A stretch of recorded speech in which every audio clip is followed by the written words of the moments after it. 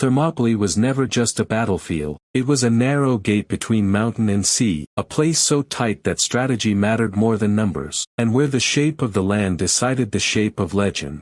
To understand the battle, you have to see Greece as a world of city-states, rival loyalties, and fragile alliances. It was a civilization of pride, fear, and debate, not a single kingdom marching in one direction. Across the eastern horizon stood the Persian Empire, vast enough to seem endless. It moved with roads, taxes, scribes, and armies, and its size alone made smaller neighbors wonder whether resistance was even possible. When Xerxes came west, he was not simply chasing conquest. He was inheriting a political memory, a family grievance, and an imperial machine that expected him to answer insult with force. The Greek response was smaller in number but not in meaning. Sparta, Athens, and other polis understood that a delayed enemy can be more dangerous than a fast one, so they chose terrain, timing, and sacrifice.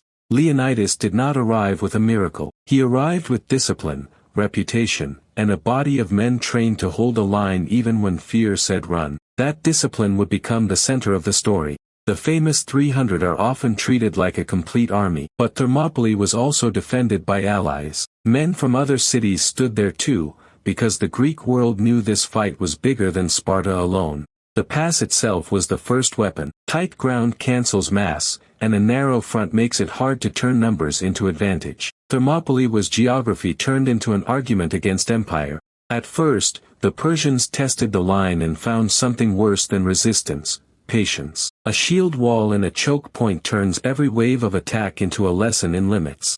The fighting was brutal, but not theatrical. Bronze, wood, dust, blood, and exhaustion were the real materials of the day. Heroism was never abstract to the men standing inside that heat. The Immortals, Persia's elite infantry, carried prestige that was meant to break morale. Instead, they met a wall of men who understood that reputation means little when the ground refuses to cooperate. Each failed push gave the Greeks time, and time was the real prize. Every hour delayed mattered because the wider war was not only happening at Thermopylae, it was unfolding across sea routes, supply lines, and politics.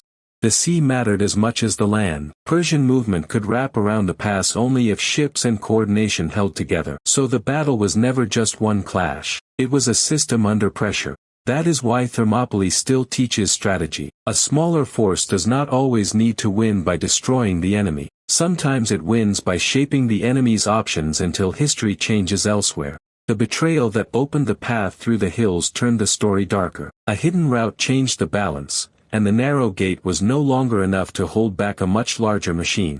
When the defenders learned they were being outflanked, they faced a choice that history still remembers. Because it is so stark: retreat and live, or remain and make the delay matter. Leonidas stayed. His decision turned command into symbol, but it also sealed the human cost. Every retelling simplifies the moment. The men there faced confusion, duty, pride, and fear at the same time. The final fighting has echoed through centuries because it is easy to turn courage into myth. Yet the deeper truth is that the stand worked precisely because it was costly and temporary. When the last line broke, the battle did not end in defeat alone. It became a message. Greece had been shown the scale of the threat, and Persia had been shown the price of every step westward. Thermopylae worked as propaganda too, though not in the cheap sense of the word. It became a story that taught later Greeks what courage looked like when survival was uncertain.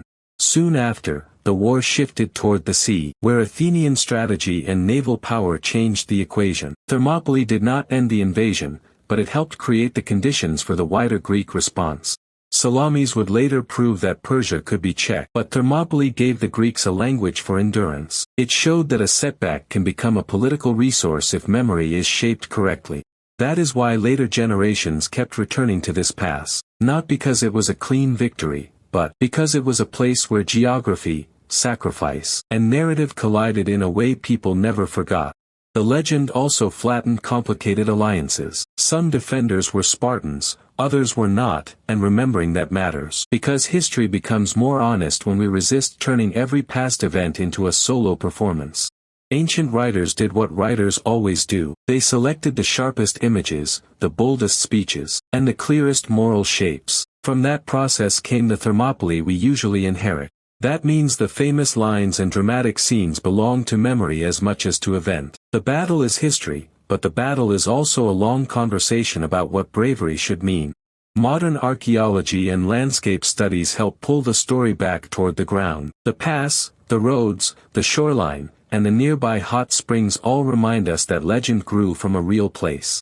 If you stand there today, the scale is humbling. The terrain is not built for spectacle, it is built for constraint. And that is exactly why it made so many impossible choices feel necessary.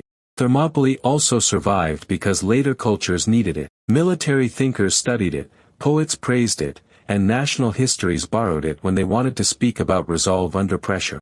For some, the battle became a warning about hubris. For others, it became a hymn to duty. That flexibility is part of why the story keeps living in so many different forms. The human side is harder to hold, because behind every famous number there were names, homes, families, and futures that ended on the pass. History feels larger when you remember those lost lives.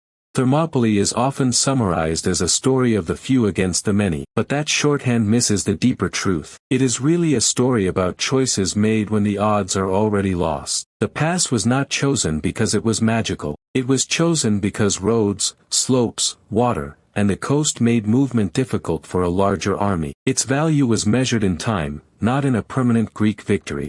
The battle was also part of a wider plan. Land defense at Thermopylae, naval pressure near Artemisium, supply routes, and the changing coastline constrained the Persian advance together. Later memory selected the 300 as its clearest image, but the coalition was wider and the delay was practical. A pass forced an empire to spend time and coordinate difficult movements. Thermopylae became a symbol because that real military decision later helped explain what resistance could mean. Thermopylae was never only 300 men standing alone. Other Greek contingents, naval action near Artemisium, supply pressure, and the narrow geography of the pass all belonged to the same defensive calculation.